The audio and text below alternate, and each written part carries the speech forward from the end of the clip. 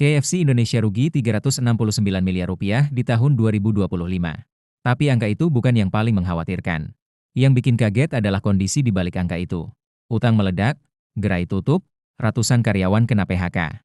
Dan auditor independen mereka sudah membunyikan alarm terbesar dalam sejarah perusahaan ini. Alarm tentang kelangsungan hidup bisnis itu sendiri. Kalau kamu pernah makan ayam goreng KFC, video ini penting untuk kamu tonton sampai habis. Karena ini bukan sekadar cerita satu perusahaan yang rugi. Ini cermin dari apa yang sedang terjadi di bisnis F&B Indonesia secara lebih luas.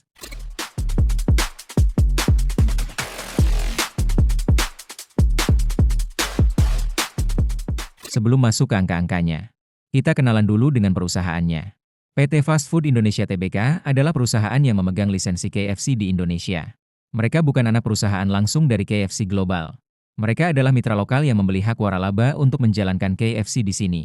Perusahaan ini sudah beroperasi di Indonesia sejak tahun 1979. Lebih dari 4 dekade hadir di pasar Indonesia. Mereka tercatat di Bursa Efek Indonesia dengan kode saham FAST. Di puncak kejayaannya, KFC Indonesia punya lebih dari 750 gerai aktif di seluruh Nusantara. Dari Sabang sampai Merauke, nama KFC sangat dikenal. Mereka pernah jadi pemimpin pasar fast food di Indonesia selama bertahun-tahun. Tapi semua itu mulai berubah secara dramatis sejak 2020. Sekarang kita bahas laporan keuangan tahun 2025. Mari kita buka angka-angkanya secara jujur dan transparan. Sepanjang tahun 2025, PT Fast Food Indonesia mencatat rugi bersih Rp369 miliar. Angka itu memang lebih kecil dibanding rugi tahun 2024 yang mencapai Rp798 miliar. Penurunan rugi sebesar 54% ini terdengar seperti kabar baik. Tapi jangan buru-buru lega. Pendapatan perusahaan di 2025 hanya Rp4,88 triliun. Dibanding 2024, kenaikannya hanya 0,11%. Itu hampir tidak ada pertumbuhan sama sekali. Biaya terus ada, inflasi terus jalan, tapi penjualan hampir tidak bergerak. Ini bukan pemulihan yang sehat, ini stagnan. Dan stagnan sambil menanggung utang besar adalah kombinasi yang sangat berbahaya. Di akhir tahun 2024, KFC Indonesia masih punya 715 gerai aktif. Setahun kemudian, di akhir 2025, jumlahnya tinggal sekitar 690 gerai. Artinya, 19 hingga 25 gerai ditutup hanya dalam 1 tahun. Ini bukan penutupan biasa karena kontrak habis. Ini adalah keputusan strategis untuk memotong gerai yang tidak menguntungkan. Gerai yang merugi lebih baik ditutup daripada terus menguras kas perusahaan. Tapi setiap penutupan gerai artinya ada karyawan yang kehilangan pekerjaan. Ada pemasok lokal yang kehilangan pelanggan. Ada mal atau ruko yang kehilangan penyewa. Dampaknya tidak berhenti di angka laporan keuangan saja. Untuk bertahan hidup, manajemen FAST mengambil langkah efisiensi besar-besaran. Salah satunya adalah pemutusan hubungan kerja terhadap ratusan karyawan di 2025. Total tenaga kerja perusahaan dipangkas secara signifikan dibanding tahun-tahun sebelumnya. Bayangkan ratusan orang yang tiba-tiba harus mencari pekerjaan baru.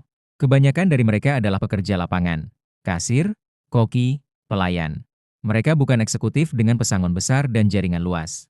Mereka adalah pekerja biasa yang hidupnya sangat bergantung pada pekerjaan itu. PHK ini bukan keputusan yang diambil dengan mudah oleh manajemen. Tapi kondisi keuangan yang terus memburuk tidak memberi banyak pilihan. Inilah bagian yang paling serius dari seluruh cerita ini. Mari kita lihat kondisi neraca keuangan KFC Indonesia secara detail. Utang jangka panjang perusahaan pada 2024 masih di angka Rp353 miliar.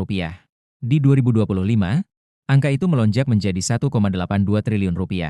Kenaikannya lebih dari 5 kali lipat hanya dalam 1 tahun. Itu bukan pertumbuhan utang yang wajar, itu lonjakan darurat. Di sisi lain, liabilitas jangka pendek mereka mencapai Rp1,99 triliun. Liabilitas jangka pendek artinya kewajiban yang harus dibayar dalam waktu dekat. Dalam waktu 1 tahun ke depan, mereka harus membayar hampir Rp2 triliun. Tapi aset lancar mereka, uang kas dan aset yang bisa segera dicairkan, hanya Rp667 miliar. Rp667 miliar untuk menutup kewajiban Rp1,99 triliun. Gapnya hampir Rp1,3 triliun. Ini yang disebut defisit modal kerja yang sangat serius. Perusahaan punya lebih banyak kewajiban jangka pendek daripada sumber daya untuk membayarnya. Kalau tidak ada suntikan dana atau restrukturisasi utang, tekanannya akan sangat berat.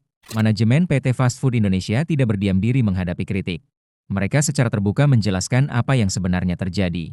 Ada 3 faktor besar yang mereka sebut sebagai penyebab utama krisis ini.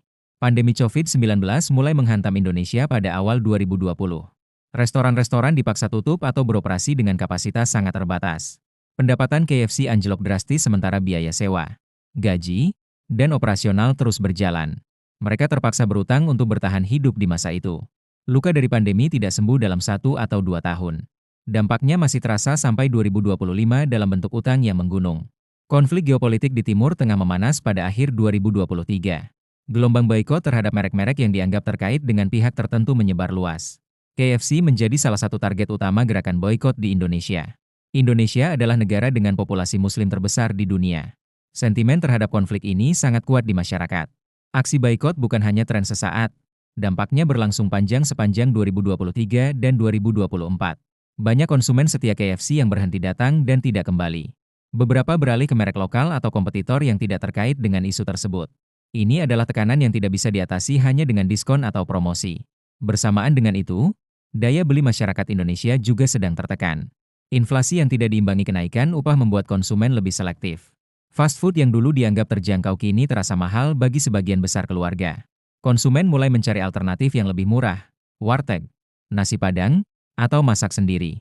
Perubahan perilaku konsumen ini bukan sementara. Ini adalah pergeseran struktural yang sulit dibalik dalam waktu singkat. 3 pukulan ini datang hampir bersamaan dan saling memperburuk satu sama lain. Tidak ada satu bisnis pun yang mudah bertahan menghadapi kombinasi seperti ini. Ini adalah bagian yang paling jarang dibahas tapi paling penting. Auditor independen PT Fast Food Indonesia memberikan catatan khusus dalam laporan mereka. Catatan itu menyinggung risiko terhadap going concern, kelangsungan usaha perusahaan. Going concern adalah asumsi dasar dalam dunia akuntansi. Asumsinya sederhana. Sebuah perusahaan diasumsikan akan terus beroperasi di masa depan. Ketika auditor mempertanyakan going concern, artinya mereka melihat tanda-tanda bahaya besar. Tanda-tanda bahwa perusahaan mungkin tidak bisa terus beroperasi seperti biasa. Ini bukan sekadar opini, ini adalah peringatan formal dari pihak yang independen. Auditor menyoroti defisit modal kerja yang dalam dan tekanan likuiditas yang masih sangat berat. Dalam bahasa sederhana, uang kasnya tidak cukup untuk menutup kewajiban yang ada. Catatan going concern dari auditor adalah sinyal serius bagi investor, kreditur, dan semua pihak. Ini menandakan bahwa tanpa langkah pemulihan yang konkret, situasinya bisa semakin buruk. Tentu saja manajemen tidak tinggal diam. Ada beberapa opsi yang biasanya ditempuh perusahaan dalam kondisi seperti ini. Bernegosiasi dengan kreditur untuk memperpanjang tenor atau memotong bunga. Ini memberi napas lebih panjang tanpa harus melunasi utang sekaligus. Pemegang saham utama bisa menyuntikkan dana segar untuk memperkuat neraca. Ini perlu kesepakatan dan komitmen dari investor yang sudah ada. Menjual sebagian aset yang tidak inti untuk mendapatkan kas segar. Bisa berupa properti, peralatan, atau bahkan sebagian hak waralaba di wilayah tertentu. Mencari mitra bisnis baru yang bisa membawa modal sekaligus sinergi operasional.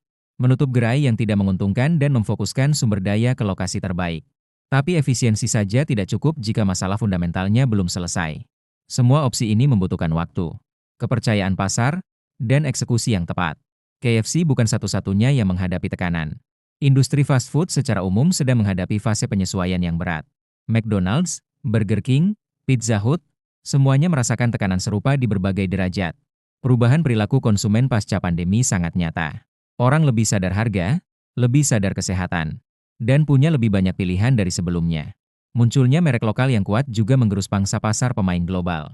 Sabana Fried Chicken, Rocket Chicken, dan banyak merek lokal berkembang pesat. Mereka menawarkan harga lebih terjangkau dengan rasa yang tidak kalah enak.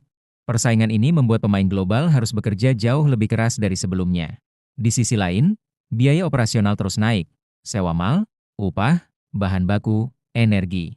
Margin keuntungan semakin tipis sementara tekanan untuk menurunkan harga semakin besar.